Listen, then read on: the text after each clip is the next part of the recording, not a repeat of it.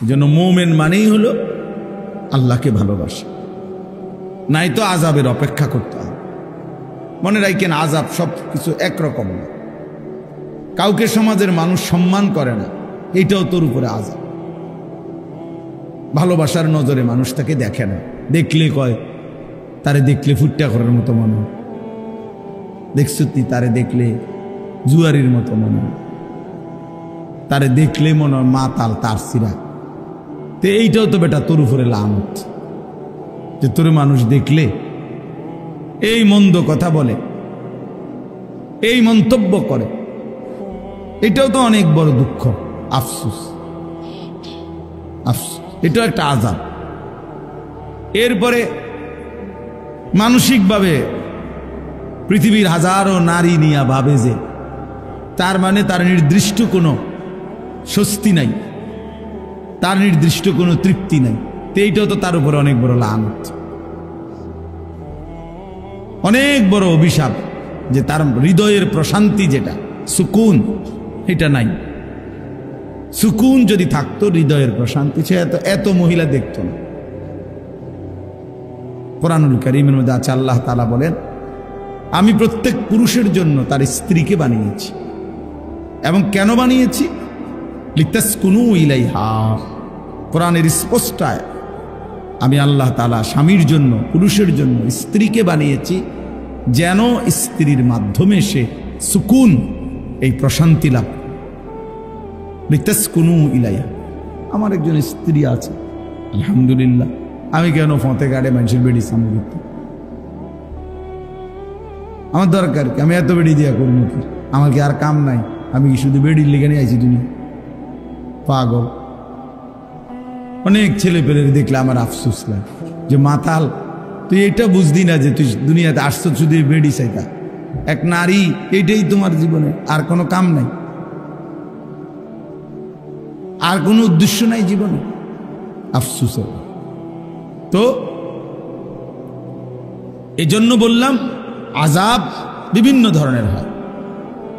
মানসিক প্রশান্তি চলে যাওয়া, হৃদয় অশান্ত হওয়া, এটা অনেক বড় আযাব। স্বস্তি নাই, তৃপ্তি নাই। এই হারামখোর যেগুলো দেখবেন, একটারও কোনো তৃপ্তি নেই। 100 কোটি টাকার মালিক, এই হারামখোররে জিজ্ঞাসা করলে, না হুজুর খুব ঝামেলা আছে, দোয়া করবেন, খুব ঝামেলা আছে, ফ্যাক্টরিটা নিয়ে একটা ঝামেলা আছে, মেইলটা নিয়ে একটা ঝামেলা আছে, তারপরে আরো 3টা কাজ চলতেছে সাইডে, এগুলা নিয়ে একটু ঝামেলা আছে। হেতের ঝামেলা আর শেষ হয়, ঝামেলা আর শেষ হয়। লোনও শেষ হয় না, কিস্তিও শেষ হয় না, সুদও শেষ হয় না, নাফরমান। আর তো থামবা কোন দিন? বুড়ো হইয়া গেছো বেটা, 50 বছর 60 বছর, অহনো দুনিয়ায় গুছাইতে পারলা না, তো আখেরাত তো নাই, তো দুনিয়াও তো গুছাইতে পারলা না। খাইবা কোন দিন? খাইবা কোন দিন? এক শয়তানে প্রলোভন দিছে যে এখন উপার্জন করো, পরে আরাম করবা। পরেটা কোন সময়? কত বছর পরে? 200 বছর পরে। তিনি 200 বছর পরে নিয়ে আরাম করবে। এই হলো হালাল। মনে করছে পরে আরাম করবে, এখন আগে পয়সা, ডানে বামে হালাল হারাম জায়েজ না জায়েজ সব কামাই করে, পরে আরাম করবে। পরে আরাম মানে, কালকে দেখছি পত্রিকার একটা সুন্দর একজন ব্যক্তি, বাংলাদেশের বর্তমান সরকারি একজন পদস্থ ব্যক্তি, বলছে কর্মজীবন এমনভাবে শেষ করবেন যেন কর্মজীবনের শেষে হাতকড়া পড়তে না হয়। আফসোস, আফসোস এটা, যে কেমন জিন্দিগি, যে জিন্দিগি হাতের আঙ্গুলের ইশারায়, দাপটে পুরা আদালত প্রাঙ্গণ থরথর করে কাঁপত। আজকে সেই মানুষ যখন আদালতে যায়, তো সাধারণ মানুষ পিছন দিয়ে থাবড়া। হায় অহংকারী, অহংকার, হায় ক্ষমতা, হায় ক্ষমতা, কি নিদারুণ অপমান। নির্বাক তাকায় রয়েছে, একটা শব্দ উত্তর দেয় না। কি বলবে এরপরে? আর কি বলবে এরপরে? আর কি বেইজ্জতি হইতে পারে যে পথচারী ঘাড় সাইয়া থাপড়াইতেছে পুলিশের ব্যারিকেডের ভিতরে? এই সেই আদালত যে আদালতে আঙ্গুলের ইশারায় উঠতে বসত। তাহলে অহংকারের দুনিয়া যদি এতটা অপমানজনক হয়, তার আখিরাত কি হবে? তার আমাদের জন্যই ভাবি, রাজনীতির হিসাব মিলাইলে হতো না। আমি কোনো রাজনীতির মানুষ, বাস্তবতা হলে আমার কাছে খুব আশ্চর্য লাগছে যে হায় কি স্বার্থপর এই দুনিয়া, কি ভীষণ স্বার্থপর, কি আশ্চর্য।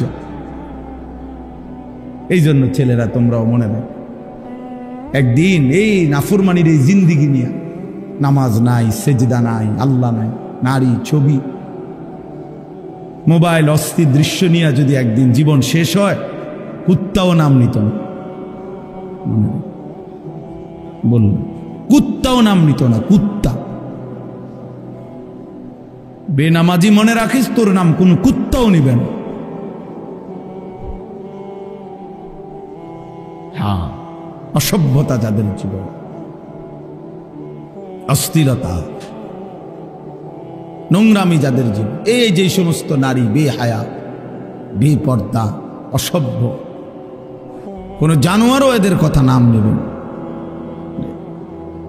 আজকে সারা বাংলাদেশ আমরা সোহরাওয়ার্দী উদ্যানে হেফাজতে ইসলামের উদ্যোগে মহাসমাবেশ, ওই নারীদেরকে থুতু মারছে যে নারীরা নারীর অধিকারের নামে মানবতার চূড়ান্ত, নারীদের চূড়ান্ত বেইজ্জতি করছে। এই জন্য ভাই, কোন পাপী পৃথিবীতে দামি হয় না। আমিও না, আপনিও না, আমিও না, আপনিও না, জওয়ানও না, বুড়াও না। কেউ হয়তো নগদ বেইজ্জতি হয়, কেউ হয়তো বংশ পরম্পরায় বেইজ্জতি হয়।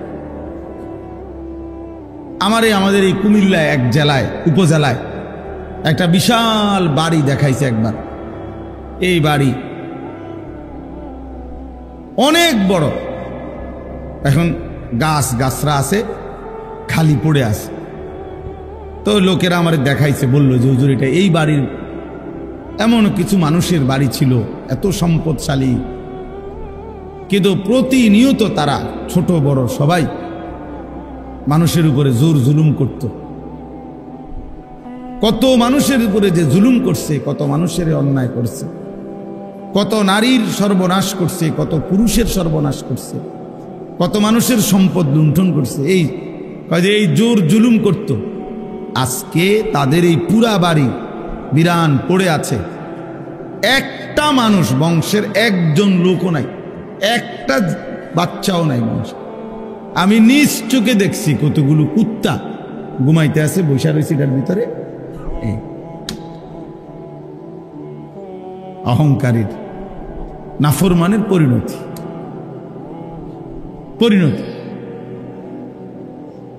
এই জন্য প্রিয় ভাই, এই আমরা কয়জন, যে কয়জনে আসছি, শুনলাম, বুঝতে শিখি, বুঝতে শেখা দরকার।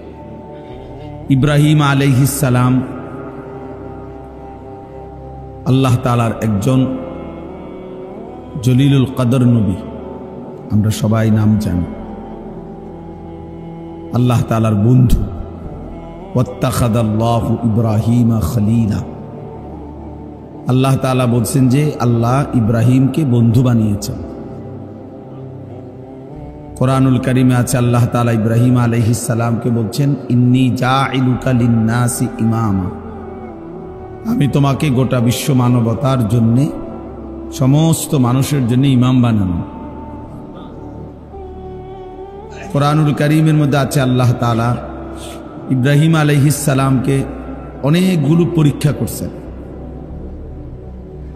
সবগুলো পরীক্ষায় তিনি শতভাগ উত্তীর্ণ হয়েছে। ওয়া ইযিবতালা ইব্রাহিমা রব্বুহু বিকালিমাতিন ফাআতাম্মাহুন্না। আল্লাহ তাআলা বলেন, আল্লাহ তাআলা তার ইব্রাহিমের অনেকবার অনেক কথা বলেই অনেকভাবেই পরীক্ষা করেছেন, তিনি সব পরীক্ষায় পূর্ণাঙ্গভাবে আদায় করেছেন। ইব্রাহিম আলাইহিস সালাম অনেক দিক থেকে ওনার অনেক বৈশিষ্ট্য।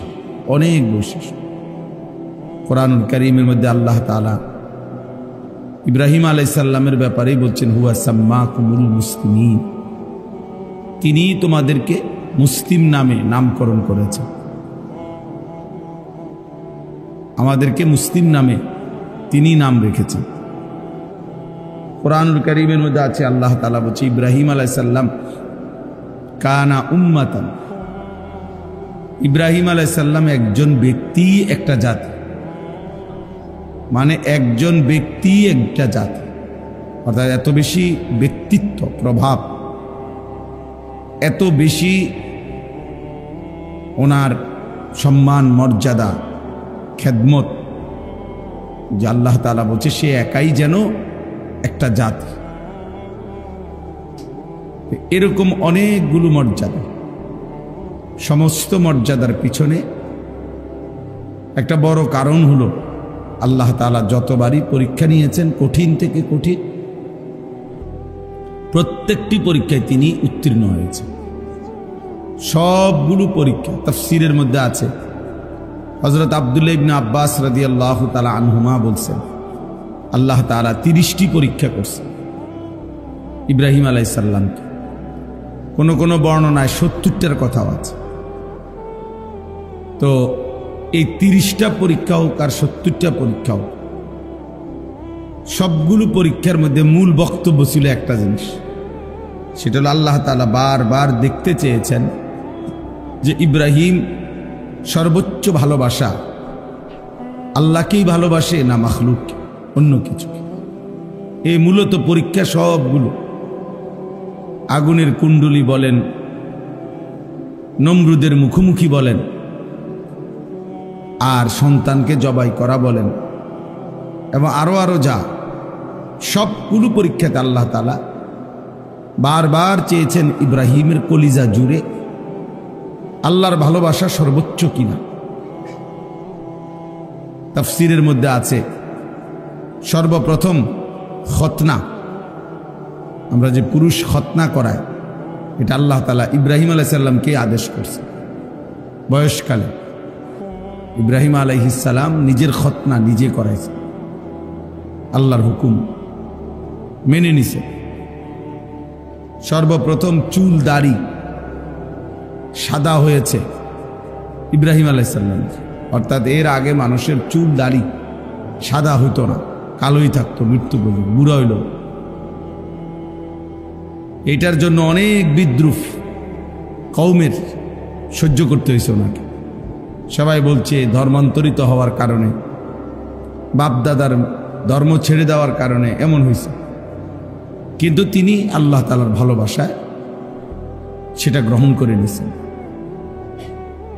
ছোটবেলায় ওনার আব্বা মা মূর্তি পূজা করত। মূর্তি পূজা করতো না শুধু, ওনার আব্বা মূর্তি বিক্রি করত বানাইয়া। তাহলে মূর্তি বিক্রেতার ঘরে জন্ম নিয়েও আপন মা বাবাকে একবারে প্রথম থেকেই তিনি মূর্তির বিরোধিতা করছেন, তাওহীদের দাওয়াত দিয়েছেন। এটা অনেক বড় মহব্বত এবং হিম্মতের ব্যাপার। ইয়া আবাতি লিমা তা'বুদু মা লা ইয়াসমাউ ওয়া লা ইউবসিরু ওয়া লা ইউগনি আনকা শাইআ। কোরআন শরীফে আছে, তিনি তার পিতাকে বললেন, হে বাবা, আপনি কিসের ইবাদত করেন?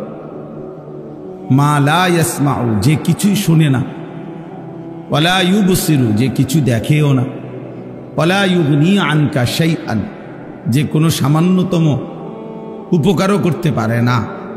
এই ফালতু মূর্তির কেন পূজা করে, ইবাদত করে? তার বাড়ি ছোট্টবেলার থেকেই তিনি আল্লাহর ভালোবাসায়, বাবা মার কুফরিও এক সেকেন্ডের জন্য মেনে নেননি, করেননি। আগুনের কুণ্ডুলিতে নমরুদ যখন ফেলাইছেন, তখন তিনি জিব্রাইলের মতো ফেরেশতা, মিকাইল, ইসরাফিল, আজরাইল, এই চারজন ফেরেশতাই উনাকে সাহায্য করতে চাইছেন, তাফসীরে আছে। কিন্তু উনি ওদের সাহায্যও প্রত্যাখ্যান করছেন, বুঝছে না, তোমরাও লাগবে না, যাও, যার জন্য আমি আগুনে পড়তে যাচ্ছি তিনি আমাকে দেখতেছেন, তিনি আমার জন্য যথেষ্ট। হাসবি আল্লাহ, হাসবি আল্লাহ, ইব্রাহিম আলাইহিস সালামের বাক্য, আমার জন্য আল্লাহই যথেষ্ট। 84 বছর বয়সে অনেক কান্নাকাটির পরে আল্লাহ তাআলা ওনার ছেলে ইসমাঈলকে দিয়েছিলেন, একটা সন্তান দান করছিলেন।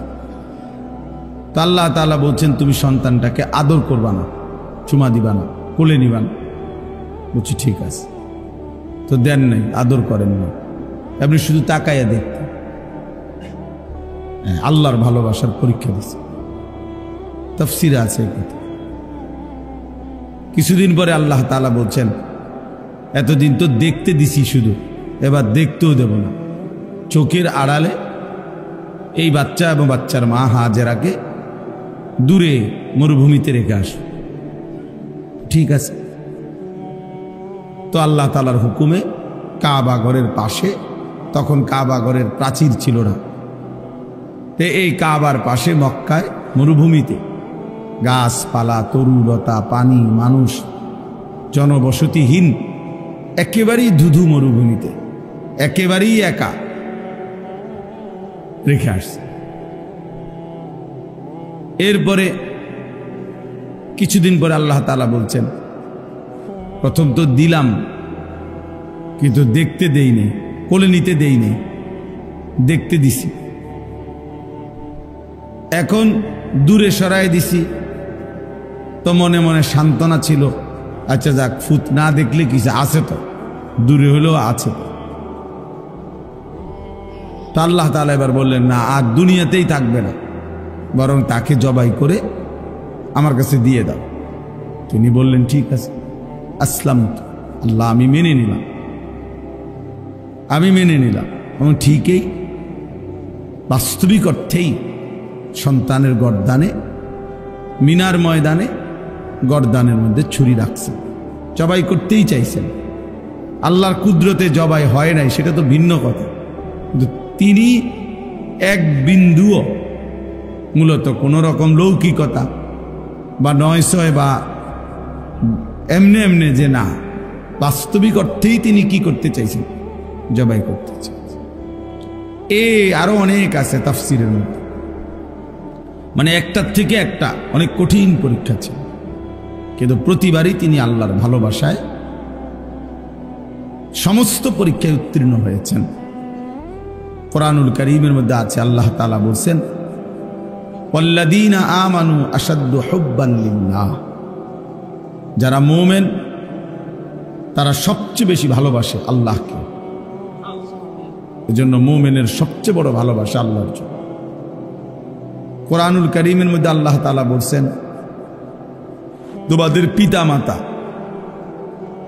তোমাদের ভাই বোন, তোমাদের স্ত্রী, তোমাদের সন্তান, তোমাদের জমানো সম্পদ,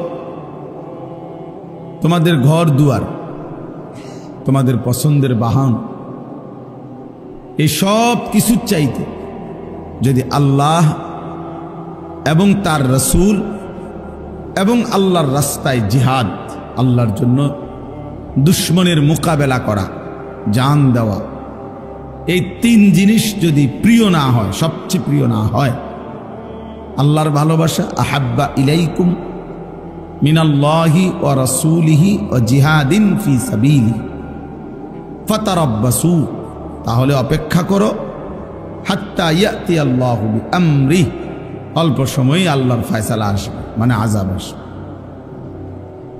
যে জাতির মধ্যেই মুসলমান মুমিন পরিচয়দারী, ইমানদারের পরিচয়দারী, আল্লাহর ভালোবাসা কম, রাসূলুল্লাহ সাল্লাল্লাহু আলাইহি ওয়াসাল্লামের ভালোবাসা কম, এবং জিহাদ ফি সাবিলিল্লাহ, আল্লাহর জন্য জীবন দেওয়া, আল্লাহর দ্বীনের জন্য নিজেকে কোরবানি করার জন্য পেশ করা, এই মানসিকতা যার মধ্যেই কম, তা আল্লাহ তাআলা বলছে তারা যেন আযাবের অপেক্ষা করে। আযাব আসে। আজকে সংখ্যাগরিষ্ঠ মুসলমান আমরা, এই তিন জিনিস আমাদের মধ্যে ঘাটতি।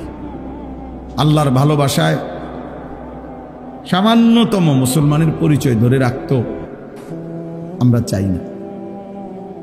কিশোর বলেন, যুবক বলেন, বৃদ্ধ বলেন, যে যেই মিথ্যা অন্যায় অপরাধের সাথে জড়িত, উনি এটা ছাড়বার কোনো মানসিকতাই নেই, প্রস্তুতিই নাই, ইচ্ছাও নেই।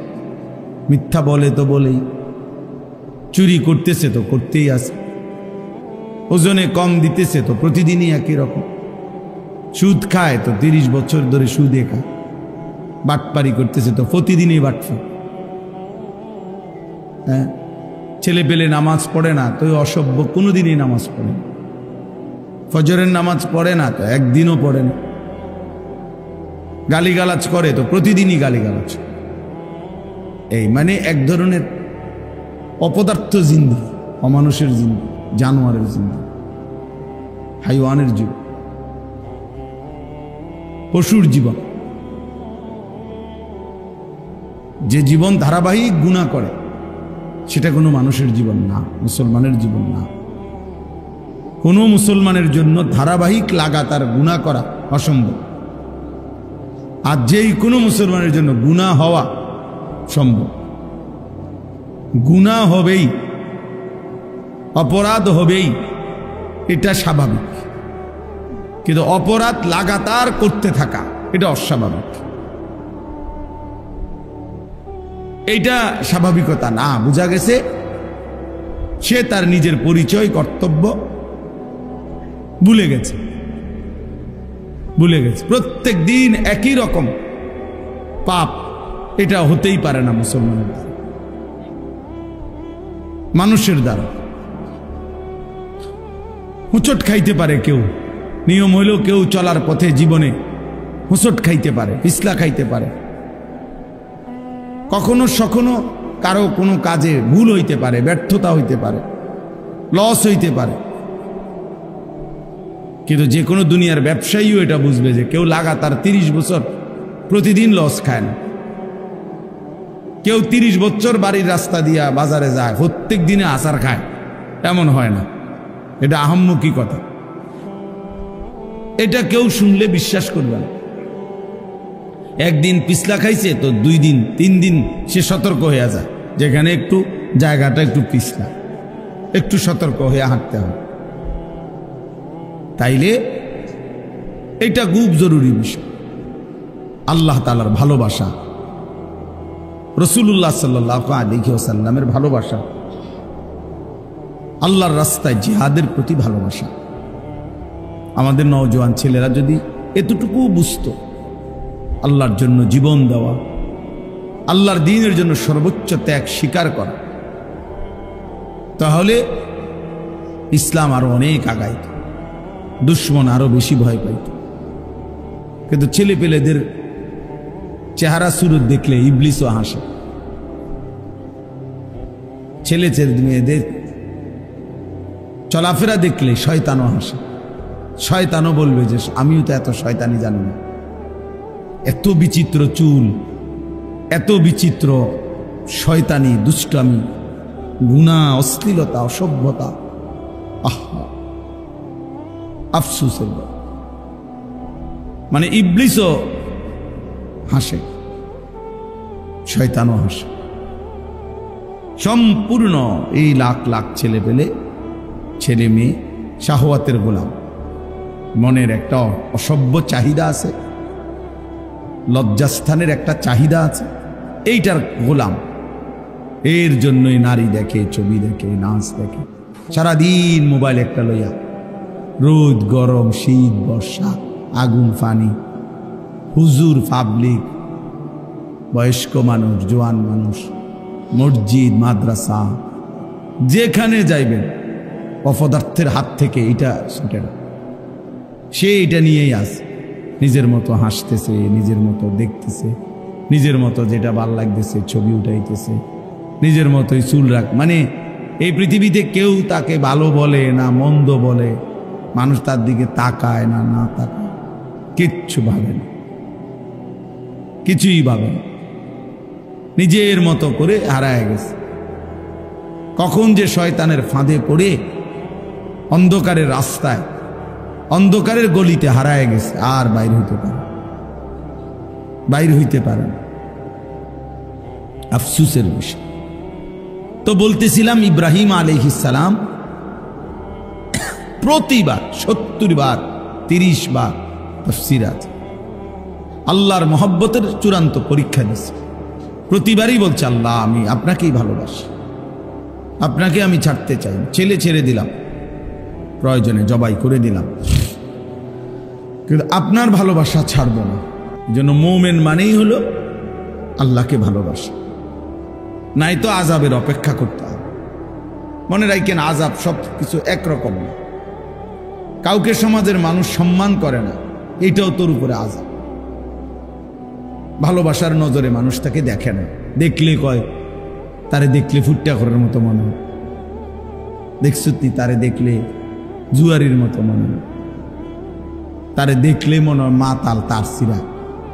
তো এইটাও তো বেটা তোর উপরে লানত, যে তোর মানুষ দেখলে এই মন্দ কথা বলে, এই মন্তব্য করে, এটাও তো অনেক বড় দুঃখ, আফসোস। এটাও একটা আযাব। এরপরে মানসিকভাবে পৃথিবীর হাজারো নারী নিয়া ভাবে যে তার মানে তার নির্দিষ্ট কোনো স্বস্তি নাই, তার নির্দিষ্ট কোনো তৃপ্তি নাই। তো এইটাও তো তার উপরে অনেক বড় লানত, অনেক বড় অভিশাপ, যে তার হৃদয়ের প্রশান্তি যেটা সুকুন, এটা নাই। সুকুন যদি থাকতো, হৃদয়ের প্রশান্তি, সে এত মহিলা দেখত না। কোরআনুল কারীমের মধ্যে আছে, আল্লাহ তাআলা বলেন, আমি প্রত্যেক পুরুষের জন্য তার স্ত্রীকে বানিয়েছি। এবং কেন বানিয়েছি? লিতাসকুনু ইলাইহা। কোরআনের স্পষ্ট আয়াত, আমি আল্লাহ তাআলা স্বামীর জন্য, পুরুষের জন্য স্ত্রীকে বানিয়েছি যেন স্ত্রীর মাধ্যমে সে সুকুন, এই প্রশান্তি লাভ। লিতাসকুনু ইলাইহা। আমার একজন স্ত্রী আছে, আলহামদুলিল্লাহ। আমি কেন ফতে গাড়ে মানুষের বেড়ি সামনে দিতে? আমার দরকার কি? আমি এত বেড়ি দিয়া করবো কি? আমার কি আর কাম নাই? আমি কি শুধু বেড়ির লেগে নিয়ে আইছি দুনিয়া? পাগল। অনেক ছেলে পেলে দেখলে আমার আফসোস লাগে, যে মাতাল, তুই এটা বুঝলি না যে তুই দুনিয়াতে আসছো শুধু বেড়ি চাইতা। এক নারী, এইটাই তোমার জীবনে, আর কোনো কাম নাই, আর কোনো উদ্দেশ্য নাই জীবনে। আফসোস। তো এজন্য বললাম, আযাব বিভিন্ন ধরনের হয়। মানসিক প্রশান্তি চলে যাওয়া, হৃদয় অশান্ত হওয়া, এটা অনেক বড় আযাব। স্বস্তি নাই, তৃপ্তি নাই। এই হারামখোর যেগুলো দেখবেন, একটারও কোনো তৃপ্তি নেই।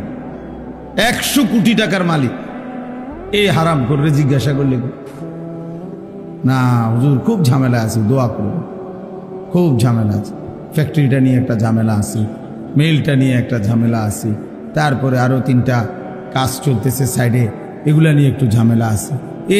হেতের ঝামেলা আর শেষ হয়, ঝামেলা আর শেষ হয়। লোনও শেষ হয় না, কিস্তিও শেষ হয় না, সুদও শেষ হয় না, নাফরমান। আর তো থামবা কোন দিন? বুড়ো হইয়া গেছো বেটা, 50 বছর 60 বছর, অহনো দুনিয়ায় গুছাইতে পারলা না, তো আখেরাত তো নাই, তো দুনিয়াও তো গুছাইতে পারলা না। খাইবা কোন দিন? খাইবা কোন দিন? এক শয়তানে প্রলোভন দিছে যে এখন উপার্জন করো, পরে আরাম করবা। পরেটা কোন সময়? কত বছর পরে? 200 বছর পরে। তিনি 200 বছর পরে নিয়ে আরাম করবে। এই হলো হাগা।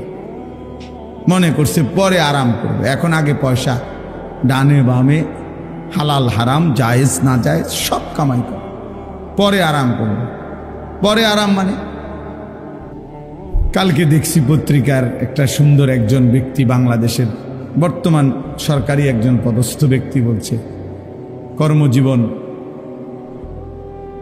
এমনভাবে শেষ করবেন যেন কর্মজীবনের শেষে হাতকড়া পড়তে না হয়।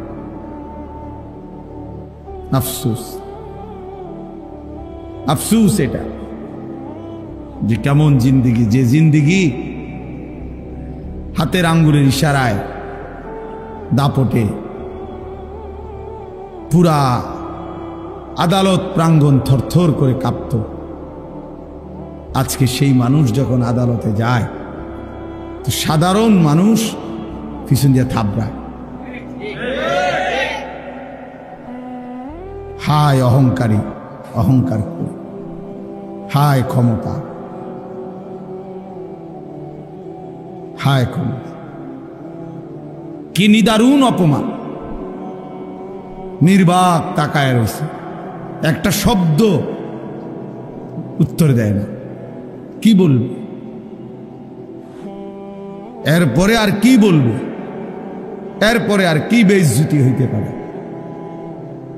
যে পথচারী ঘাড় সাইয়া থাপড়াইতেছে পুলিশের ব্যারিকেডের ভিতরে? এই সেই আদালত যে আদালতে আঙ্গুলের ইশারায় উঠতে বসত। তাহলে অহংকারের দুনিয়া যদি এতটা অপমানজনক হয়, তার আখিরাত কি হবে? তার আমাদের জন্যই ভাবি। রাজনীতির হিসাব মিলাইলে হতো না। আমি কোনো রাজনীতির মানুষ, কিন্তু বাস্তবতা হলে আমার কাছে খুব আশ্চর্য লাগছে যে হায় কি স্বার্থপর এই দুনিয়া, কি ভীষণ স্বার্থপর, কি আশ্চর্য। এই জন্য ছেলেরা তোমরাও মনে রাখো, একদিন এই নাফরমানির এই জিন্দিগি নিয়ে, নামাজ নাই, সেজদা নাই, আল্লাহ নাই, নারী, ছবি, মোবাইল, অস্থির দৃশ্য নিয়ে যদি একদিন জীবন শেষ হয়, কুত্তাও নাম নিত না। বলল কুত্তাও নাম নিত না। কুত্তা বেনামাজি মনে রাখিস, তোর নাম কোন কুত্তাও নিবে না। হ্যাঁ, অসভ্যতা যাদের জীবন, অস্থিরতা, নোংরামি যাদের জীবন, এই যে সমস্ত নারী বেহায়া, বেপর্দা, অসভ্য, কোন জানোয়ারও এদের কথা নাম নেবে না। আজকে সারা বাংলাদেশ আমরা সোহরাওয়ার্দী উদ্যানে হেফাজতে ইসলামের উদ্যোগে মহাসমাবেশ ওই নারীদেরকে থুতু মারছে, যে নারীরা নারীর অধিকারের নামে মানবতার চূড়ান্ত, নারীদের চূড়ান্ত বেইজ্জতি করছে। এই জন্য ভাই, কোনো পাপী পৃথিবীতে দামি হয় না। আমিও না, আপনিও না, আমিও না, আপনিও না, জওয়ানও না, বুড়াও না। কেউ হয়তো নগদ বেইজ্জতি হয়, কেউ হয়তো বংশ পরম্পরায় বেইজ্জতি হয়। আমাদের এই কুমিল্লায় এক জেলায়, উপজেলায় একটা বিশাল বাড়ি দেখাইছে একবার। এই বাড়ি অনেক বড়, এখন গাছরা আছে, খালি পড়ে আছে। তো লোকেরা আমার দেখাইছে, বলল যে হুজুর, এটা এই বাড়ির এমন কিছু মানুষের বাড়ি ছিল, এত সম্পদশালী, কিন্তু প্রতিনিয়ত তারা ছোট বড় সবাই মানুষের উপরে জোর জুলুম করত। কত মানুষের উপরে যে জুলুম করছে, কত মানুষের অন্যায় করছে, কত নারীর সর্বনাশ করছে, কত পুরুষের সর্বনাশ করছে, কত মানুষের সম্পদ লুণ্ঠন করছে। এই জোর জুলুম করত। আজকে তাদের এই পুরা বাড়ি বিরান পড়ে আছে, একটা মানুষ, বংশের একজন লোকও নাই, একটা বাচ্চাও নাই মানুষ। আমি নিজ চোখে দেখছি কতগুলো কুত্তা ঘুমাইতে আছে, বৈশা রয়েছে এটার ভিতরে। অহংকারীর, নাফরমানের পরিণতি।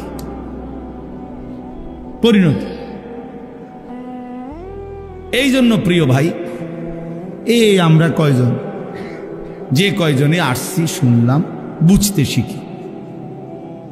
শেখা দরকার। আল্লাহকে ছেড়ে তো ইজ্জত মিলে না, সম্মান মিলে না, হয় নগদ নয়তো বংশ পরম্পরায় হলেও একদিন বেইজ্জতি হইতে হয়। আমার কাছে কিতাব আছে, তাফসীর আছে, ইমাম আমাশ রাহমাতুল্লাহ আলাইহি বলছে প্রত্যেক সুদখোর পরবর্তী 40 থেকে বছরের ব্যবধানে তার বংশধরকে, পরবর্তী প্রজন্মকে আল্লাহ বেইজ্জতি করবেই করবে এবং নিশ্চিহ্ন করে দিবে। হ্যাঁ, এই জন্য বাবাদেরকেও বলি, ছেলেদেরকেও বলি, আমারও বলি, লম্বা সময় বয়ান করার সুযোগ আজকে নাই। আমরা প্রত্যেকে খেয়াল করি আল্লাহর ভালোবাসা।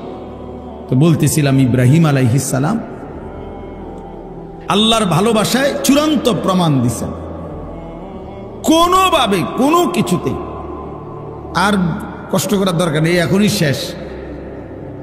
আল্লাহর ভালোবাসায় চূড়ান্ত পরীক্ষা দিয়ে উত্তীর্ণ হয়েছেন। প্রতিবারই আল্লাহর ভালোবাসায় প্রমাণ দিছেন যে আল্লাহ আমি আপনাকেই ভালোবাসি। তো আল্লাহ তাআলা এর বিনিময়ে ইব্রাহিম আলাইহিস সালামকে দিয়ে আল্লাহর ঘর কাবা পুনর্নির্মাণ করাইছেন। আল্লাহ বলছি ইব্রাহিম যা, সারা জিন্দেগীর এই তোমার ত্যাগ কোরবানি, তোমার এই পরীক্ষায় আমি আল্লাহর ভালোবাসার চূড়ান্ত প্রমাণ, সারাটা জীবন তুমি যা দিয়েছ, বিনিময়ে আজ আমি তোমারে আমার ঘর কাবা, গোটা কায়নাতের হেদায়েতের মার্কাজ, বুদি আলিন নাস, বিশ্ব মানবতার হেদায়েতের জন্য আমি আল্লাহ তাআলা যে ঘর বানিয়েছি, সেই ঘর আমি নূহ নবীর তুফানের সময় প্রাচীর তুলে নিয়েছিলাম, ছিল না এতদিন, এখন তোমার মাধ্যমে আমি সেই ঘর পুনরায় নির্মাণ করলাম। তো আল্লাহ তাআলা ঘর নির্মাণ করাইয়া এবার ইব্রাহিম আলাইহিস সালামকে বললেন এখন কি করবা? তো আল্লাহ তাআলা বললেন ওয়াআদ্দিন ফিন্নাসি বিল হজ, সারা পৃথিবীর আমার বান্দাদেরকে আমার এই ঘরের উদ্দেশ্যে, কাবা ঘর, এই ঘরের উদ্দেশ্যে হজ আদায় করার জন্য ঘোষণা দাও, ঘোষণা দাও। ইব্রাহিম আলাইহিস সালাম বললেন আয় মাওলা, এক মরুভূমি, এখানে তো কোনো মানুষই তেমন উল্লেখযোগ্য নাই, অল্প কয়টা মানুষ। এখন আমার ছেলে ইসমাইল হাজেরার সাথে আরো কিছু মানুষ জুড়ছে, তা তো সামান্য। তা আমি এই পৃথিবীর সব মানুষকে কিভাবে হজ্জের ঘোষণা দেব আপনার ঘরের উদ্দেশ্যে? তো আল্লাহ তাআলা বললেন ইব্রাহিম, নিদা মানে আহ্বান, আজান, ডাকা, এটা তোমার দায়িত্ব, পৌঁছানো আমার দায়িত্ব। ওয়া আলাইয়াল বালাগ, পৌঁছানো আমার দায়িত্ব, তুমি দাও, তুমি আজান দাও, তুমি আজান দিয়ে রাখো। এরপরে শোনো ইয়াতুকা রিজালান ওয়া আলা কুল্লি যামিরিন ইয়াতিনা মিন কুল্লি ফাজ্জিন আমিক, তখন দেখবা আগামীর কিয়ামত পর্যন্ত কাছের মানুষগুলো পায়ে হেঁটে আর পৃথিবীর একেবারে সর্বোচ্চ দূর দূরান্ত থেকে মানুষগুলো বাহনে চড়ে আমার এই ঘরের উদ্দেশ্যে আসবে, ঘরের উদ্দেশ্যে আসবে। ফলে যুগ যুগ ধরে আল্লাহ পাক রব্বুল আলামিন সারা পৃথিবীর শেষ প্রান্তেও যেই মুমিন থাকে, ইমানদার থাকে, আল্লাহ তাআলা তার কলবেও আল্লাহর ঘরের প্রতি এক চরম আকর্ষণ আল্লাহ দান করছে। বারবার আল্লাহ তাআলা বলছেন এটা আমার কুদরতি আকর্ষণ, আমি আমার বান্দার কলবে, মুমিনের দিলে, পৃথিবীর যত দূরেই হোক, আমি আল্লাহ তাআলা এই হজ্জের আগ্রহ, আমার ঘর দেখার আগ্রহ, কাবার আগ্রহ আমি দিয়ে দেব, তুমি শুধু একবার ঘোষণা দিয়ে দাও। ইব্রাহিম আলাইহিস সালাম ঘোষণা দিয়েছেন। এবার যেন ইব্রাহিম আলাইহিস সালাম আল্লাহকে জিজ্ঞেস করলেন, আল্লাহ এই হজ্জে যদি আপনার বান্দারা আসে তো কি লাভ হবে? তো আল্লাহ বলেন লিয়াশহাদু মানাফিআ লাহুম, তারা যেন আইসাই তাদের উপকারিতা দেখে নেয়।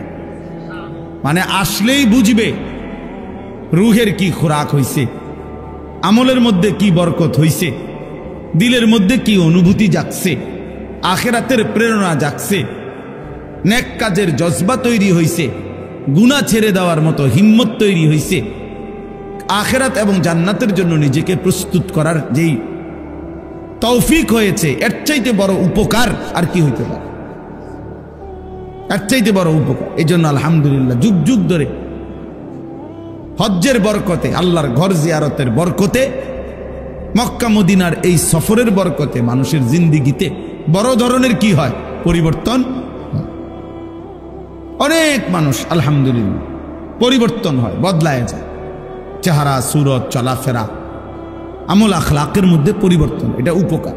আল্লাহ বলেন এই জন্য এমনি মুখে বলবো না, আমার বান্দা যেন নিজে এসে উপকারিতা দেখে যায়। ওয়ায়াযকুরু ইসমাল্লাহি ফি আইয়ামিন মা'লুমাতিন আলা মা রাযাকাহুম মিন বাহিমাতিল আনআম।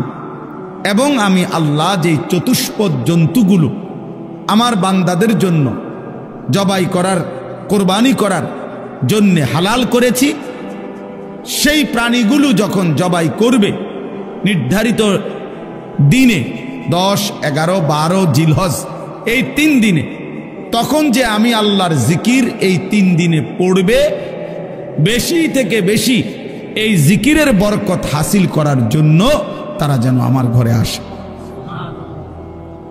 তাইলে আল্লাহ তাআলা বলেন, কোন বান্দা যখন আল্লাহর ঘর জিয়ারত করে, 1 নাম্বার হলো সে নিজের চোখে তার জীবনের মধ্যে অনেক উপকারিতা লক্ষ্য করে, পরিবর্তন লক্ষ্য করে। আরেক হলো হজ্জের এই সময়গুলো একই সাথে কোরবানিরও সময়। হজের যেই 5 দিন, এর মধ্যেই মাঝখানে 3 দিন হলো কোরবানিরও 3 দিন। তাহলে হজ্জের 5 দিনের অন্তর্ভুক্ত এই কোরবানির 3 দিনে সব মিলাইয়া হাজার হাজার বার, লক্ষ লক্ষ বার আল্লাহর জিকির করার তৌফিক হয়। লব্বাইক আল্লাহুম্মা লব্বাইক, লব্বাইক লা শারীকা লাক লব্বাইক, ইন্নাল হামদা ওয়ান নি'মাতা লাকা ওয়াল মুলক লা শারীকা লাক। এইটা একটানা পড়ে, এটা আল্লাহর জিকির। আমি আলহামদুলিল্লাহ মনে করেন 16 কিলোমিটার হাইটা গেছি, মিনার তাবু থেকে আরাফা, আরাফাত থেকে মুজদালিফা, মুজদালিফা থেকে আবার মিনা, মিনা থেকে আবার মক্কা শরীফ, কাবা। গত বছরও গেছি হাইটা।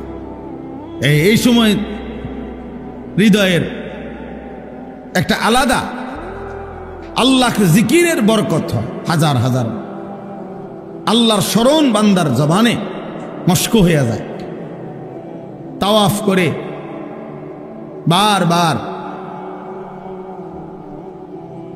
আরে আমগো ছাত্র তো নাম কি?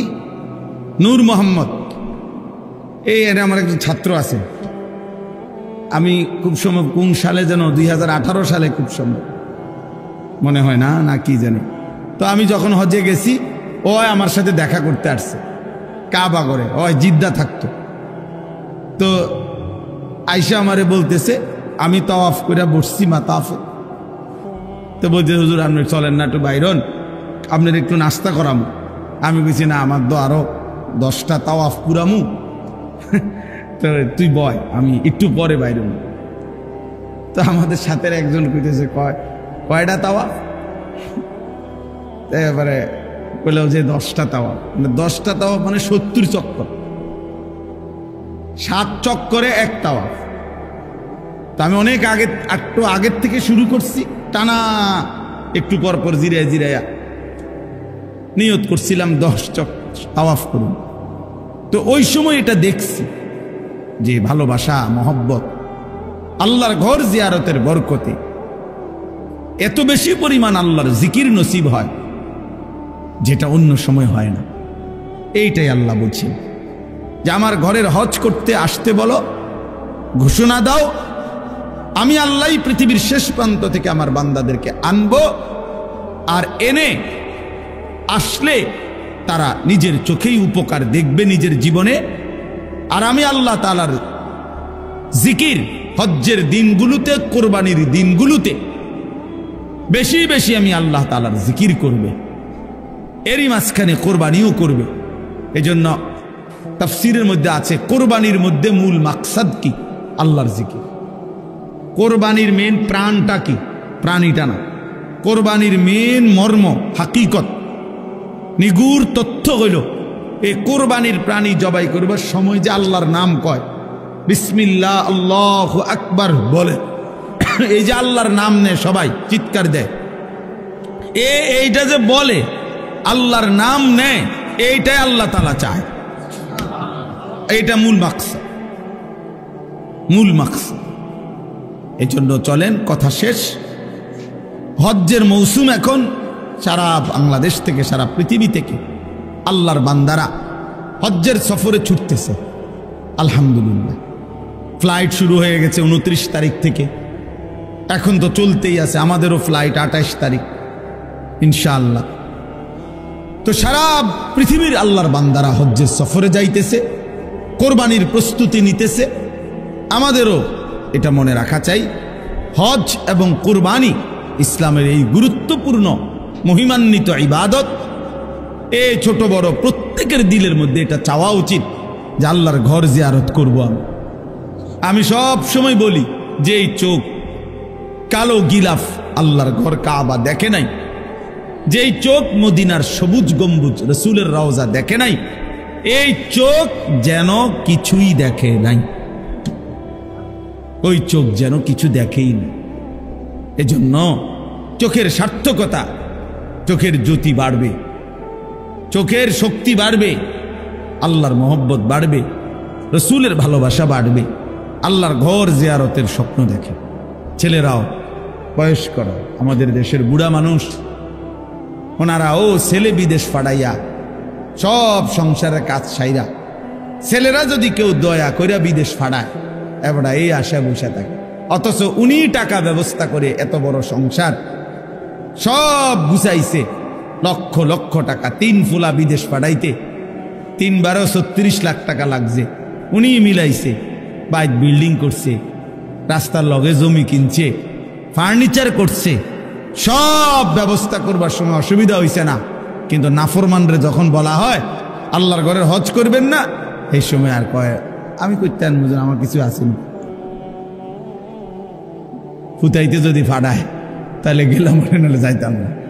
বাটফারি কথা। টাঙ্গাইয়া যখন ফেরেস্তা ফিটবো কবরে, বুড়া মিয়ারে একদম আড্ডি মাড্ডি গুড়াগাড়া করে লেবো, তখন বুঝবো যে মস্কারি কার লগে করছে, তামাশা কার সাথে করছে।